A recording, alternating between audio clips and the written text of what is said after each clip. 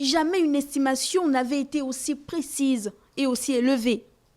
En 100 ans, l'homme a massacré plus de 2,8 millions de cétacés. Un chiffre effrayant qui draine avec lui un constat dramatique.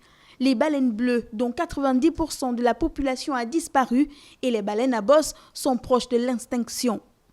Les baleines de mine, quant à elles, font partie des quelques espèces qui ont réussi à se renouveler.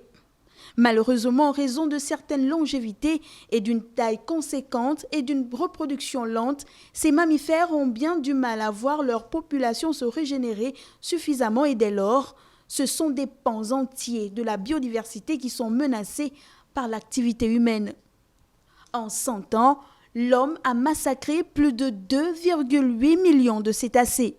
Et c'est tranquillement que certains pays pratiquent encore aujourd'hui, et ce ouvertement, la chasse à la baleine, sous couvert de tradition, d'exploitation de ressources premières ou de recherche scientifique, et en dépit de la mère réalité écologique. 2,8 millions de cétacés tués au cours du XXe siècle. Essayons de nous demander comment tue-t-on les baleines ? De manière atroce.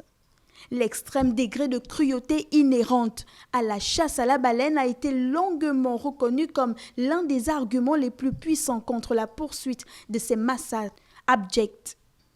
Même en ces temps de technologie intelligente, le temps que met une baleine harponnée à mourir peut encore varier de quelques longues minutes à plus d'1 heure.